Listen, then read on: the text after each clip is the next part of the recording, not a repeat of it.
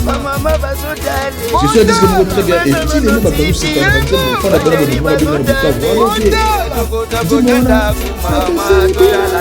Côté pour la recette, la moutou, qui m'a donné pour la rencontre, il y a une maladie, ça dit parce que vous avez la paix. Il y a votre profit, ça dit pas de photo. Là où vous n'avez pas profit. Mais les peu bazar.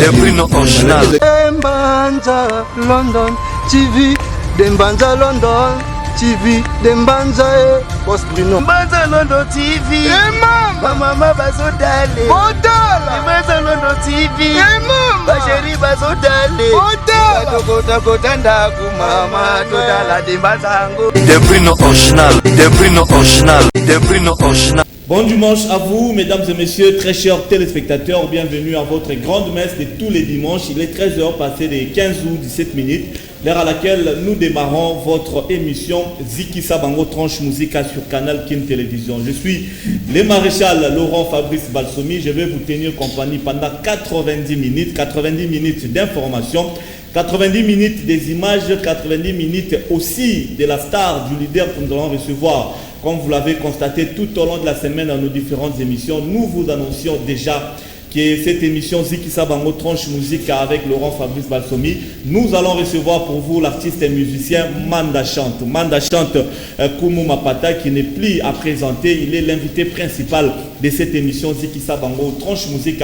Dans peu de temps, nous allons les recevoir, nous allons en parler à long et à large par rapport à ses activités, par rapport au groupe Banao dont il détient à présent le leadership, mais aussi son groupe Wenge Référence. Manda Chante, il est déjà avec nous, mesdames et messieurs. Ayez vos apaisements, ne zappez même pas, attendez les moments. D'ici quelques minutes, nous allons le recevoir pour que nous puissions parler à long et à large. Je dis merci au Dieu Tout-Puissant pour le souffle de vie qu'il ne cesse de nous renouveler. Merci également à l'équipe technique qui vous assure la bonne tenue et réalisation de cette émission. Msimbi Amavinga, coordination technique. Aujourd'hui, je suis orphelin de Serge Makoso. Il n'est pas là pour aujourd'hui à la réalisation. Nous avons Soule Mboyo qui est en train de réaliser cette émission Ziki Sabango Tranche Musica. Samson Ilunga à la régie finale, Koupar Bola, Freddy Takidi, Rodi Louadjo derrière les caméras. C'est parti, mesdames et messieurs. Le chroniqueur musical Charlie Balaka Kinda, vous le savez très bien, décédé depuis quelques temps. Les vendredis dernier, c'était son animation au cimetière Chemin du Paradis. Charlie Balaka, donc, qui a évolué comme porte-parole dans le groupe Wenge Musica Maison Mère de Werason, quartier latin de Kofi Olomide, mais aussi Wenge Tonia d'Adolphe Dominguez.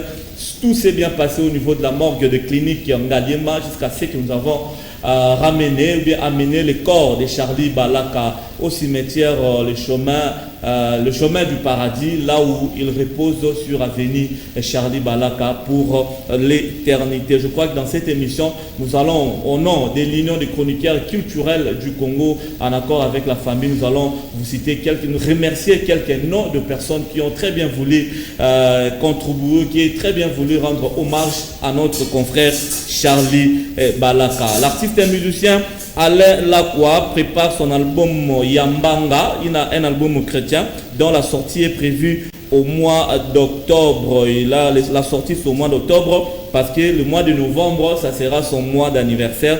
Donc il va faire sortir son album au mois d'octobre. L'album Yambanga avec le frère Alain Lacroix.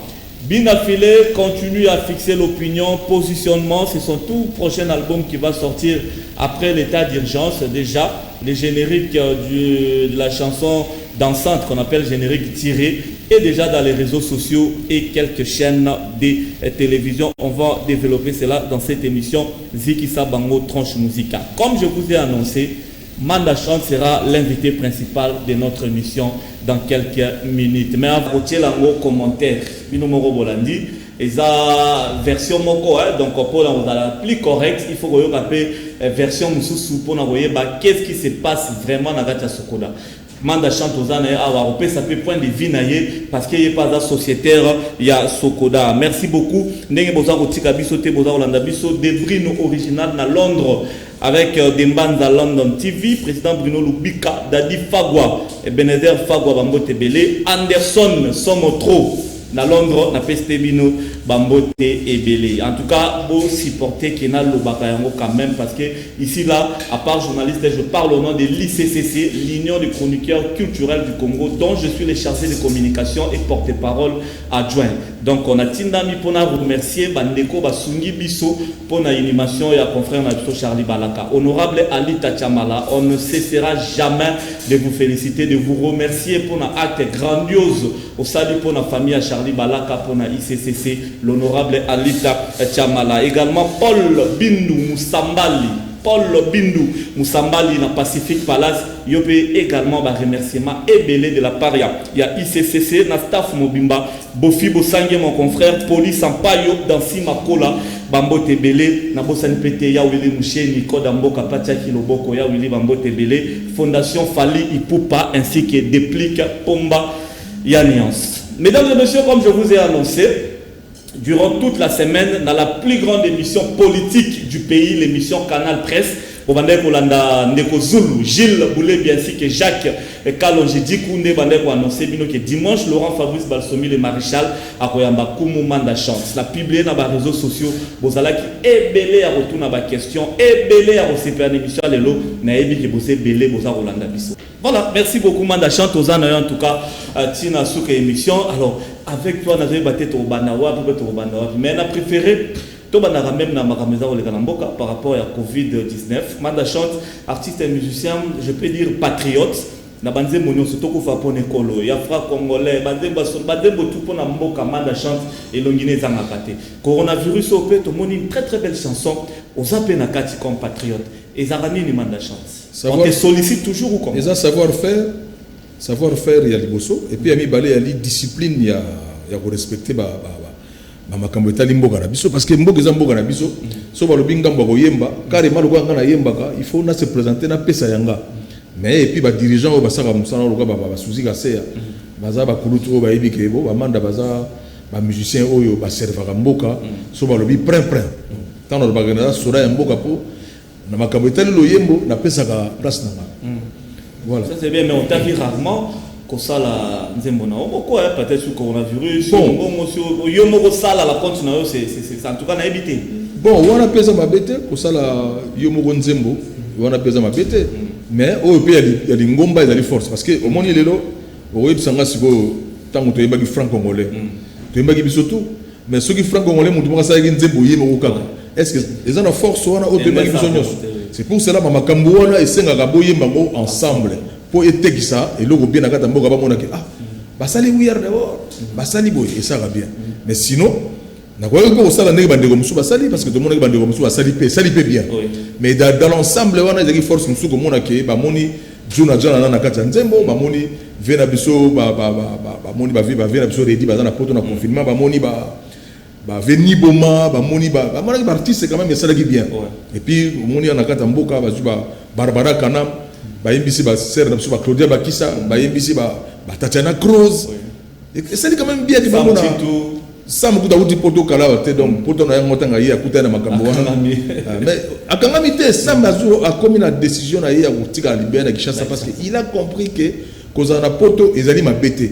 et ali 1 mboka ya paya ba ressources na ba nzimo malam poza nango il faut zala yebsanga siko na poto à part maître Gims na renyaka kuna bandeko bakendaka babetaka bayaka bango moto basala donc na lobite ke bandeko bazana poto basala mabe mais soko tali bien baza dans le chaos baza rappelle na ni cimetière tolo bon nous allons bayi du cimetière za pesi maronga te mais ba chanteur ya solo na ba guitariste ya solo bazana poto ah tozana pourcentage muke kuna ne batondi mais bon ceux qui peut passer la musique ceux qui peut passer ba droit d'auteur na biso na éviter ya onde mama ngona ba awa nde suka ya masolo voilà on samba comprenaki et puis à vivre très bien et puis à comme je m'en sika oui kozong ça 100 mois pas à Kofi oui kozong c'est maintenant 100 mois pas à Kofi quoi mais il y a un moment d'achat position ba tout c'est intéressant un peu trop aux a moins un cœur ya mawa faire les autres on te voit toujours à côté des gens en général des fois va songa wa motema ya moto nyonso yo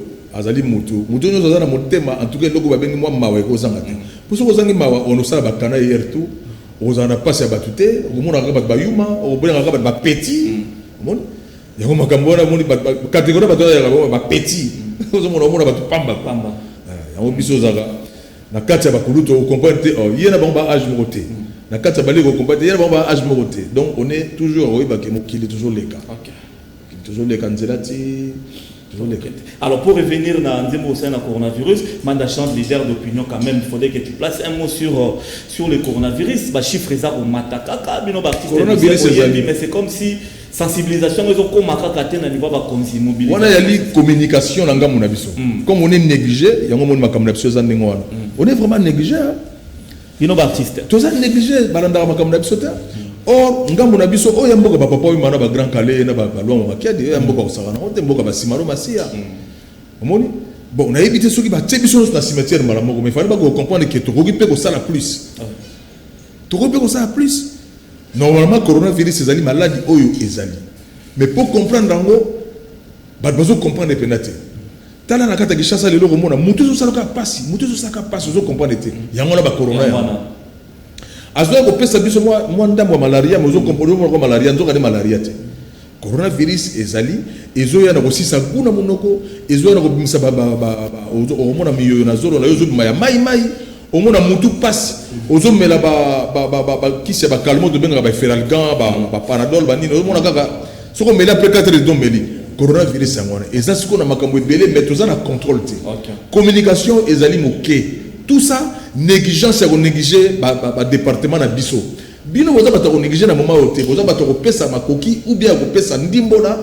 po bolobela biso to sala nzembo bungi kaka boy fo nzembo fait compte na ba registrer et compte na ba chaîne et compte na ba responsable ba télévision pour ba pesa instruction que nzembo le gaga à chaque heure le gaga mais communication ya coronavirus eza na C mais tala montant toujours eza normal donc maladie ezali ça c'est la parole maladie ezali na le dernier pour na côté la mutu kinga no be pour na contre ngani mais maladie ezali parce que tozana ba preuve ya ba kufi na libanda ya poto na o ndambu pe ba kufi awa et belé pe baza guéri mais maladie ezali parce que ça maladie moko ekoti et kozalana biso ekoti déjà nzambe kana ndanga lingaka biso ndanga batala biso na malaria ndanga ko batala biso na coronavirus mais quelque part etindi biso pe na propriété parce que on dit que chasse les autres na maille belé na fleuve tozana ba maille na biso lokwa ba maille ya njili ba maille ze belé kalamu mais soko tali mon frère batwani ko sukulaté tokoloba o régime les autres tokoloba o régime les autres pe sa maille te tokoloba o boy mais bato sokolaté ndeko na ngai bato sokolaté talanga bona biso ba chauffeur ko kota na kata taxi boyo ki pena olbidi kam ni or chauffeur taximan falla mbananda kuna ya sokolo nzoto na bien alati bilo ka respect oyo ko benda même client kota na car na mbam le autres na problème sérieux ya bato ba moto ata na province bato ko zana ndima biso mona ba goma ona bono moni muta moto ça très chic awa contrôle les até muta moto zo mona ka so asomi moto na e pan le na tongo copie mais ça la faute Manda Chante pe ça on a non faut dire maman na l'état na biso o azana force nyos parce que l'état na biso azana makoki nyoso mais tant musu photo pe ça temps tant musu photo pe ça temps mais toujours libre ça bango déjà tala ba bomba retardement ezali yango lelo mu pa ya na Congo te atambu sa car na calme pour biso ba chauffeur na ba moto ba temps ba moto vraiment na éviter ceux qui mboke ko zo décision nini po ezali musala oyo mutu no sola mwana tongo la bibo on a que luka pona lesa mwasi na bana nga pona tangisa bana mais tala ndenge komi na norme ya mabe mutu moto na barabara zo finga batuloko la donc ça dit net nga mutu moto na mona komi likolo même ya l'état azo ko finga facile abwaka so iloko la mwasi azana semi donc soka sali faute koloba na été pour ba ya 20 mais non Manda Chante. Voilà, merci beaucoup. Une belle réflexion par rapport à cela. L'état salarié est fort, on est artiste à Zaroloba. Mais Manda Chante, parlons musique à présent. On a publié qu'il n'a rien maillot. Les questions me reviennent toujours sur El Paris. Je ne sais pas pourquoi. Parce que yo yagi après ngana wengel Paris. Tant biso travailler na Marie Paul yo yagi fanatique na soma. Kasi na balemba kuno tembu sakaba. Otchaka baya banderole pano ngaza reconnaissance na yo ça ne gêne pas non vous générosité ya on de salon Laurent yango pesa linga yango commission pesa yo réflexion que logo na za mutanga ma musique na kota na journalisme na pesa pe pona nga et peso pesa lelo merci ngana c'est la moni et puis bon voilà na moni pena que makambe kola c'est pe le canal qui na chaîne mukete alors bitumba bunda ki wana yango pesio lelo place mais wengel Paris ali ndambu ya eteni ya ngamu na leka et puis ils ont qu'est-ce que ça n'a preuve ça la maman ça na tête oh on a la salle na wenge na salle plus que na wenge Paris mais oui biloko ya musala ya biso musique ezaka éternel te ezaka ipanzana nango sinon bafuyi yango elelo Laurent Fabrice nazomona nzoto lokola ministre biso pe continuer kaka. Oui, mais naebite otika batu na posa moko boye. Na ba mutu ote botika batu na posa moko boye. Oh, les gens me demandent boki ko emesu na Marie Porté, boki ko sale so eloko moko boye to bien ko remixer bandembo. Ya ba couvre-feu ya ba Armageddon. Manda chance. Ba posa na wono lobi ona ezaka na ba. Ba posa na ngate ya peuple. Ba posa ya peuple lobi ona ezaka boye. Ezaka fo ba d'abord bazana.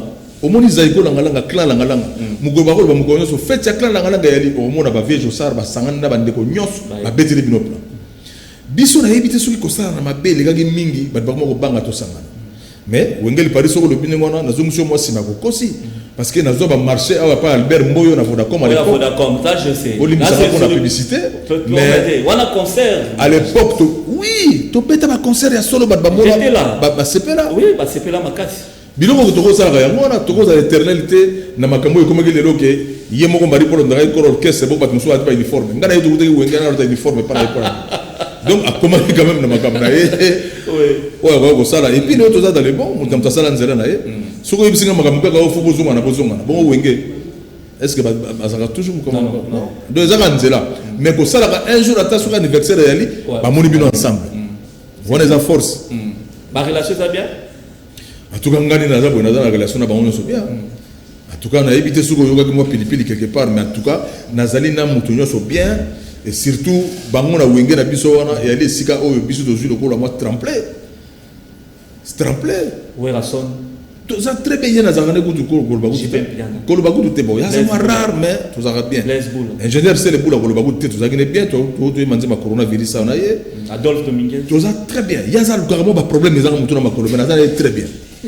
Il y a pendant donc azali ndeko pour toi autant qu'il ne bouger muta pesanga bilamba Adolphe Dominguez mais ça problématique aluka ba problème aluka ba ranking or le autres na bana ba koli ba comme même presque ko bota mais en tout cas on a problème na mloko Adolphe Dominguez c'était azali vice-président à l'époque bon malgré ça on a salaire mais azali vice-président à l'époque na il y a 4x4 il y a kilo ça kana te Marie-Paul Golobate to lié na esika moko to saline makambo ebele esika moko to fane banda ko esika moko yende kaka saki mabako ko nzela poto même makambo to luente.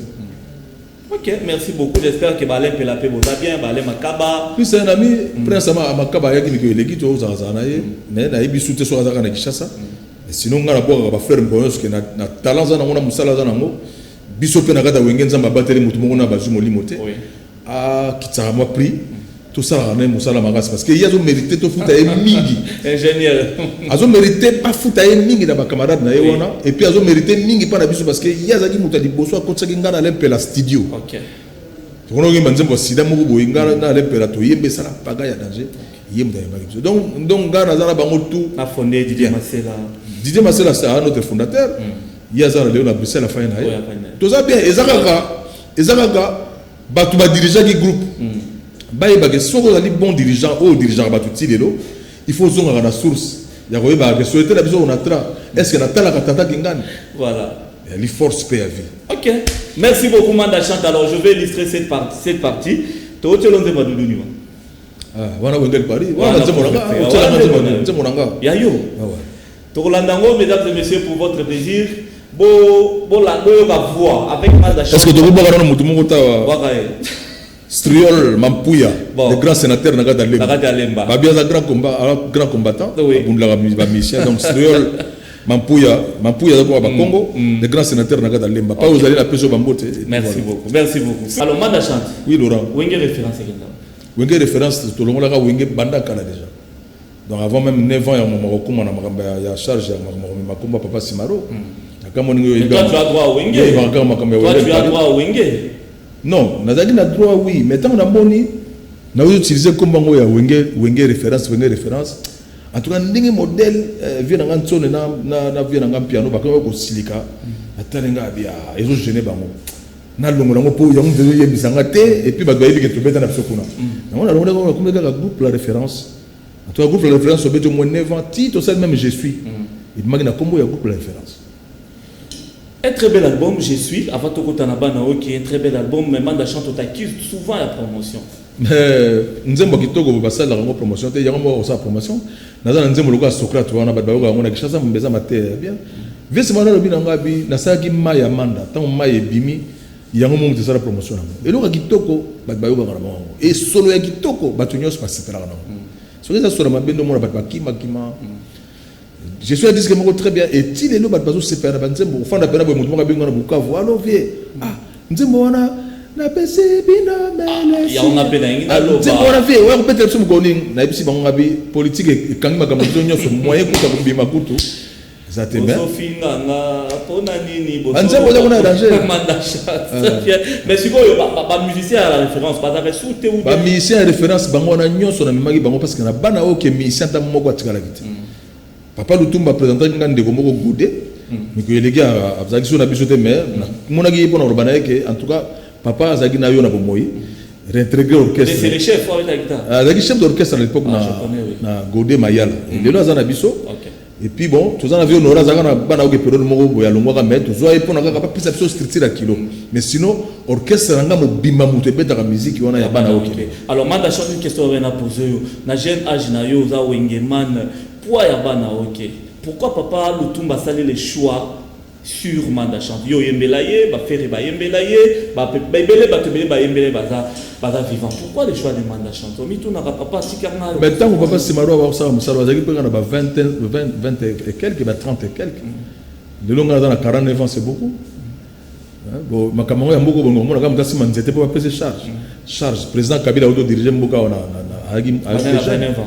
donc ni molo baké savoir faire et yana acheter ndemo zali wana même na canal kinawa soki mutu aza mayele bo pesa chance mboka epesa ka chance na bato mayele po nzambe mutatina mokili ndengo wana ezana ngo kundalika maokama te pourquoi mais na ça peut y una réponse na raison c'est la yoke bandeko musupe papa Simara monaki bango baboyaki baboyaki pena ba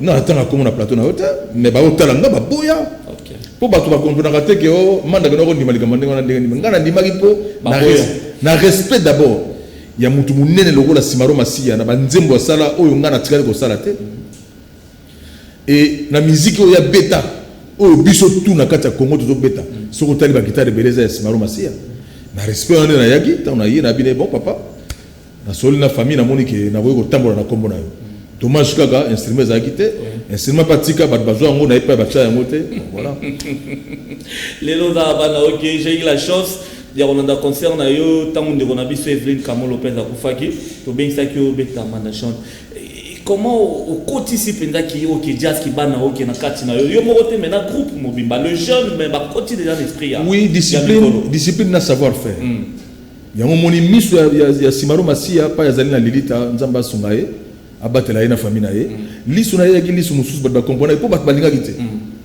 et ba tu nyonso ku ba na soutenir ye atati lelo na mona na mona ki ba ndoko ba pole mu kendi atana ba mamile la ba ya ta concert mu ko mona mona ka bangoti mais na bomo ba ya ki na vie mu ko nyonso bon apparemment na yebite soki ba tebele ba mona soki ndeni mais misu na ye ezaki misu mutama yele amona ye ki amanda nenga ya ba concert na biso nenga yemba ka ba nzemo na biso na ko benge pe un jour akwa ko kambanga na kata orchestre papa Wemba de son vivant akendeke orchestre munie lokola Afriza International pa tabule donc biloko on ezaka nango biloko ya ba misu kaka ya mikolo ba ya mayele mais lelo Simaro Masia likambo sala je pense que bato bazana li sengonano ya makasi eza famille na ye pona komona ke alobi kombo na ye ekende na Lilita oui mais na kata mokili ezalaka toujours na bato bazako loba c'est pour cela histoire na histoire munene groupe ezo beta très bien toujours rendre yango pena na place nango ya relaxake ta musique yango na banzembo na salaki yango mais moi ça m'étonne Manda chante que loba appui ezate pratiquement papa Lutumba da ki patrimoine yo tikali no orchestre fala bisika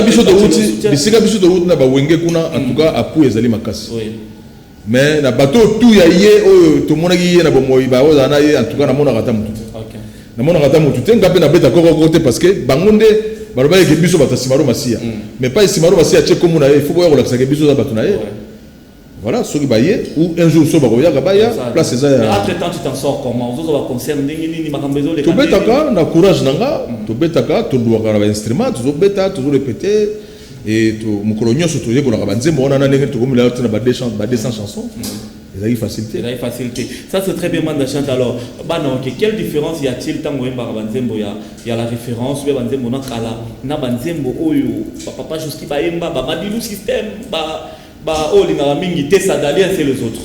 Bango basalaki musique yango ya Banzembo na bango nyose zaki pena mon écriture na Nzembo ya mateya.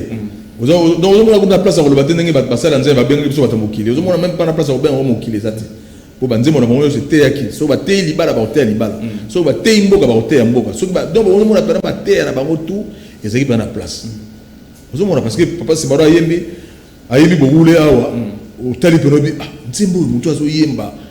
Mais ayembi mutu akufi andaka kufa zalaki na bomo ina ye atali akufi ayembi payer et puis tina suka bi pesa na mbote. Non, ayaki batu mususu. Mais ya biso toujours yembango, oui, parce que na beta Banzembo nanga attention. Na concert bana OK. Et kozanga jamais. Ça concert bana OK concert nanga. Ya manda ouais. Oui. Et kozanga jamais batu baya kosenga Banzembo tout baza na posa nango ya je suis, ya nyonso leka. Et puis papa Lutumba simara bagi nanga.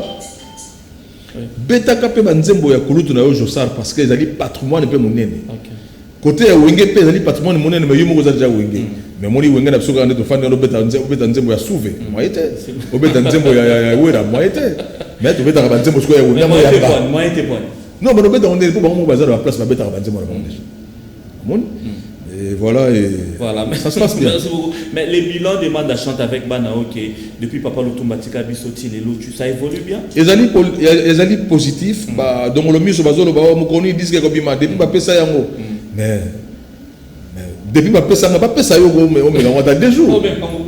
Te on me ngota 2 jours. Mais quand on a 2 jours 3 jours mais quand yango total na depuis ba pesa nga non. Nga ba lo bagi na nga kaka ba pesa nga te ba bina nga kamata kombo na nga tiens mon place. OK. Voilà. Mais bilan est positif parce que tu es Banzembo bien toujours rendre dans mon place parce que tu sois bien ba père mo bazana ba beta ka ba saxo tu sois bien moi mo bazana il y a 22 ans 23 ans beta ka saxo so otali ba cuivre zo beta wana vraiment. Mais il y a un album qui est en gestation aux autres préparés. Tous allés dans le studio, tous allés dans le studio, tous travailler, tous préparer Immortel Simaro. Tous allés to bandeli moi to remixer moi 5 chansons naie. Auto collaborer na bazana poto loka Olivier Timanga po Olivier Timanga dali produire Simaro Massi. Et puis tous viens mo kaima to ba kuna po ba pesa biso ka kilo na bango. Parce que ils appellent défi moni papa Lutumba Simaro oui avec manda même comme on a mais appellent défi. Ya moni bitumbeza makasi mais tellement na moto nzambe ya on a gagné bango. Merci beaucoup Mandachant et que bien salut bien mesdames et messieurs merci na batutu bazar obenga biso donc ce Mandachant je savais qu'il y a Roloba bien à vous répondre bien merci na ba question no soboza pour poser batu no somo bilamba wa Mandachant bilamba na za Zaïro na za Congolais a se respecter la tanga bien mon yo latite bon ba cameraman na utani balati yawa bilamba sani nzoto ya mutu ezali motau bilamba ezali loko eko kozanga nzoto ya mutu te mutu faza ka très chic trop chic ne ali bonzambe soko tali bien mutu ali bomba ne ba benga mutu ali bomba pona salité mais yo mutu nzamba sali malamu et na monde ya lelo pe Chine tondisi biloko Turquie tondisi biloko faut ça chic et surtout que Mandachant a Njil wana mabele voilà la source pas bana ma musique na Congo oui ma meilleure news baza na Congo so tali presque 50% Njil ya OK ba joueur golobate ba chanteur golobate.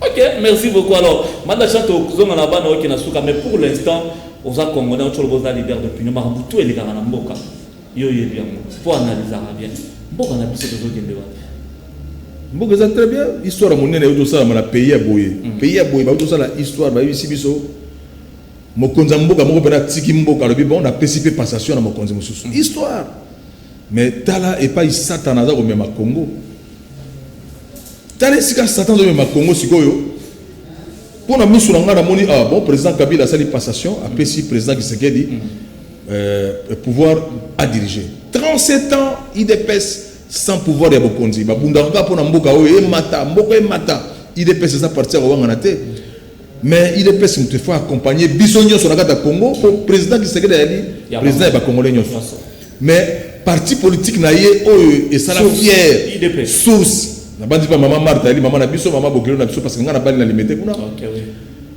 il faut IDPS même président Tshisekedi na kozala na bomoko. Il faut IDPS même président Tshisekedi na politesse il faut IDPS y grand parti mais qui sekedi na niveau le baké mandat au IDPS salaka ou bien président qui sekedi salaki en tout cas tu accompagner bien mais lelo na biso yo moi été ce que tu le binga ba coalition na kati ya coalition il faut bazala ensemble satana ni nazo panza coalition ya modèle ndenge wana ke oyokani ndako oyo banda ko fanda wadelo ngape na tiki mais bazala bomoko biso regret biso ya dika baza bomoko te ko sona na bango ko mema batu na balabala et ko mema na bakas biso to na 91 na 93 awa o to benga 91 na 93 to moni piège sami na mboka oyo ndenge zongi sapso sima mais piège mtezo saka ba konza sima yo mo konzo diriger so mboka piège zo sala ba zo so sima discipline numéro 1 ya mo konza mboka na biso ezali ye moko président Kisekedi oui to kotambola kana balabala ezo memela biso nini mboka awa na bangambo na biso na Brazza soki ba matika ka mapata na 210 francs ba batambola kana balabala pona boya epi ba boya ko soma mapa ba démarche yango na ko sala mais ya ko bima na balabala ya ko tsaba désordre oui je suis d'accord oui. Mais tala bakas na moni camarade moko akendeli musala ba tambola na balabala policier a koti na ndako camarade wana a botoli ba téléphone nyosa bimi nango soki marché ala gité des camarades na zone sima boité tala lelo pena na kata mboka congolais ko tumba ndeko na ye congolais na balabala policier oya bimi po asa la sécurité bakamati ba tumbi et puis bazo sepela bazo parler ko na kamundele non pays ezo kende mabe la solution c'est quoi maintenant solution ezali bomoko soki ba politicien bozo tala biso tozana biso ba musicien boyi passe tozana ngoa droit d'auteur na biso tozo raté bino tozo mona ndenge bozo tonga bandako tozo mona ndenge koti lelo komi mutu po politique ngo ya bino komi faut kota na tongo bani ko finga na 19 heures chance na yo zu musala o tongi meuble biso bato yo tozana na kata éducation na mboka biso bato to sa musala droit na biso ezonga bati mais pourquoi kozala bomoko bozala bomoko lelo honneur ya député na kata pays na biso ça soutien député pendant so bien député parce que mon moyibi or député ali mutu honneur honorable donc tout ça on va me belé mais communication na bino na mona ba télévision na bino communication pour ça là il faut quand même na kata communication là et loko moko ya malamu ya kosaka mboka na bomoko ezala mboka zo tambola malamu te parce que ko finga na eleki et loko ko yokana ezate même si le président qui se gagne président Kabila bazana bango très bien mais eloko les zanga sikoyo na babaka mona entre mi balé bandeko c'est ba côté sa instruction bazala bomoko pour pays et tambola to ko bimalo to tambola marche oui mais pour toujours nini lobby ngana botami awa na sima mama yimo awa mon frère na botami awa na mama yimo na sima ga ndako to fandia mais tout le monde ba marche moi eta mais marche monter ya mboga we salama pena ke salami lelo bongo lobby to komi bato tout ça na ba problème. Donc, j'encourage, marchez là.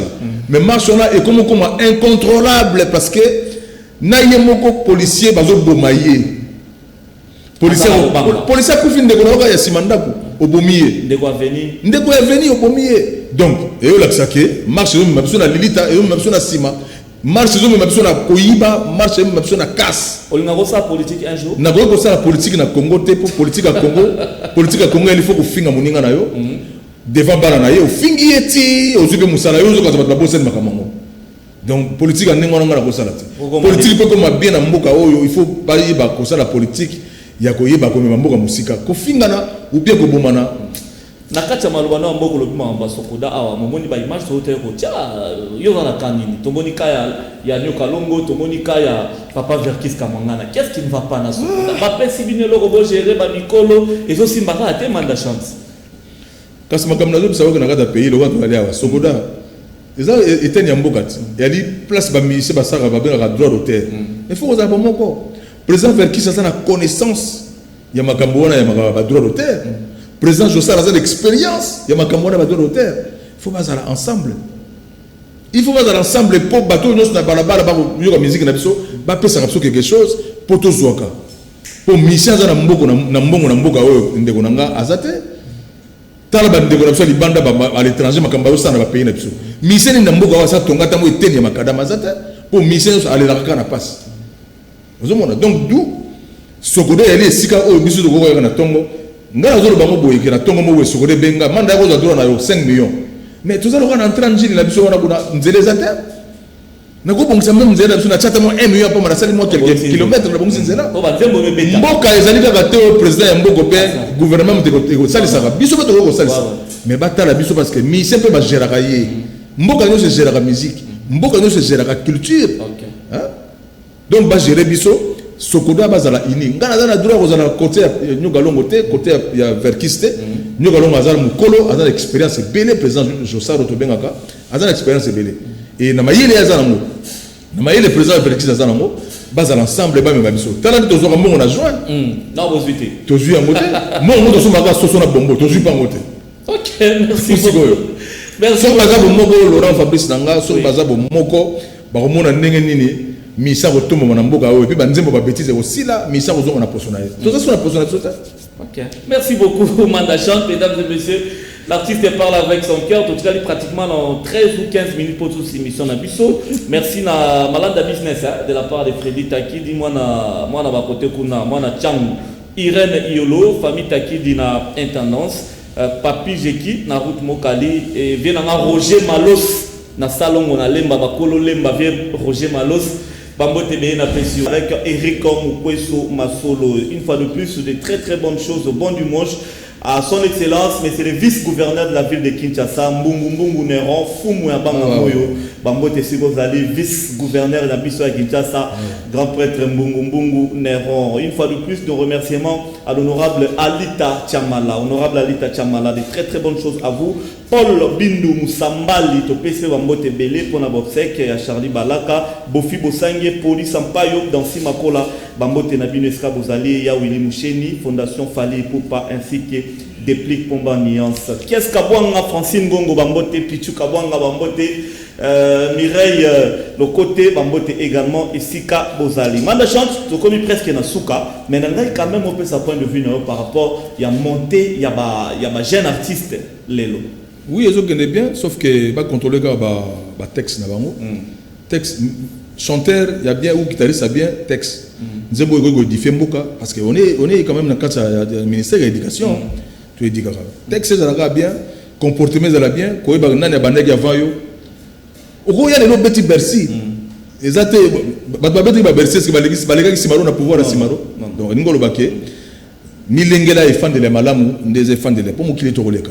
Mais le va continuer.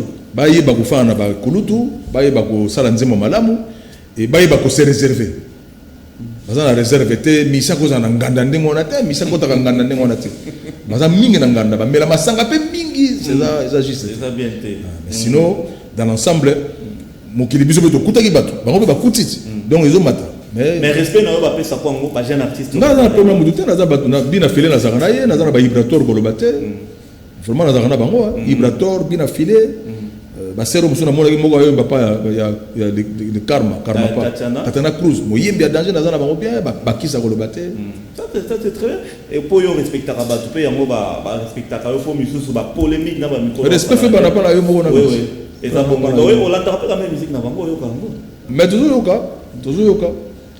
na banzela ba mituka na banzela ya balabala toujours mokili kaka ndenge ezalaka donc ndeto yoka ki Marie Loïsa ndenge peut toujours ka bango lelo.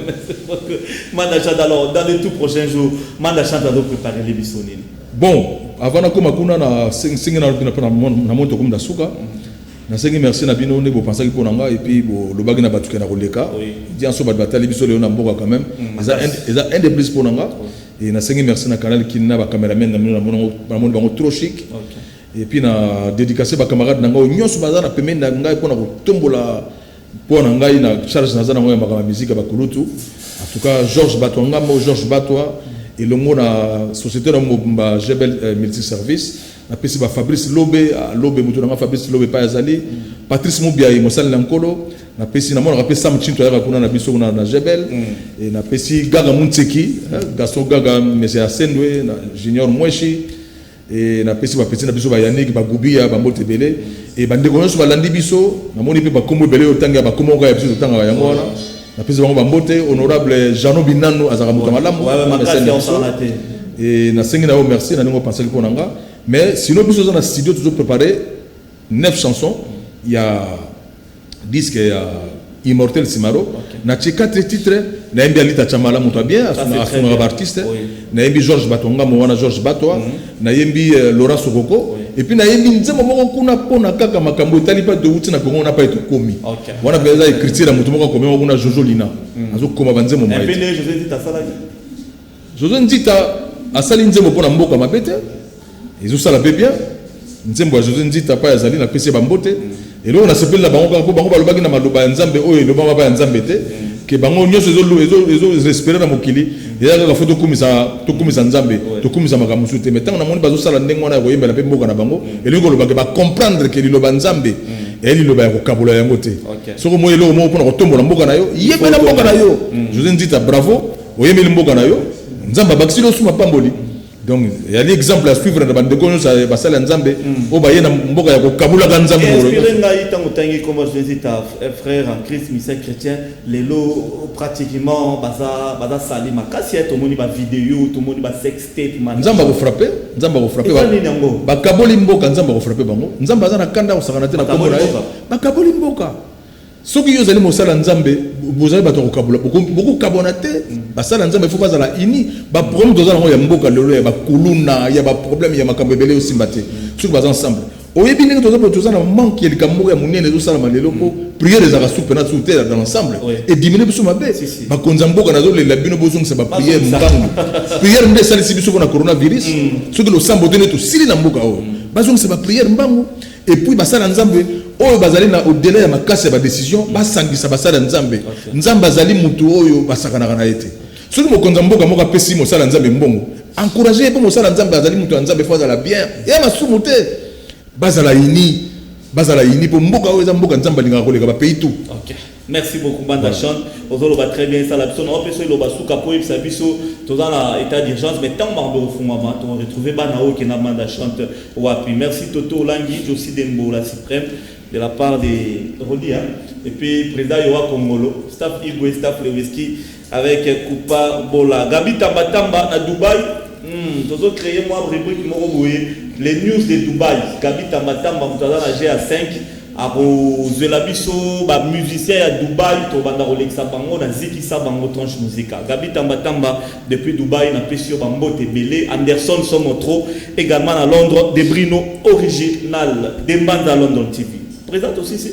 Bon merci mingi biso toza soki ba confirmer s'il y a aussi ba déconfiner toza chaque vendredi na la finesse na bandane na baka ya oza endroit moko très bien super na pesi ba kolona ngo ba dirigeant na ngo ba Deo Katalai ba ser na so Daphné Panzu to pesi ba bambote et puis na bengi ba ndeko na biso ya Jebel belé ba yel sous lokola maître Mpoyi vraiment na délire Crispin Mpoyi et Crispin Mbuyi moto na biso ya Fabrice Lobe Crispin Mbuyi vraiment DG Mukamate parti Mukamate to bengi bango mingi mais chaque vendredi tous dans la finesse et puis dimanche mi balé tous en entrée en Gilles na ex Sébastien chez Meya ceux qui va sortir de moutons s'il peut pas promesse va sortir de moutons va venir sortir les 30 jours aussi les s'il garaté ceux qui s'il tous na bibwa pas ici ça ya papa Simaro Ezali et puis tous dans la studio donc moutonio soit dans la concert malamu ya koloba moi liloba malamu ko bakisa po papa Simaro yaki muta masese so za na masese malamu oyeli biso po to me makaka lokumu ya tumba Simaro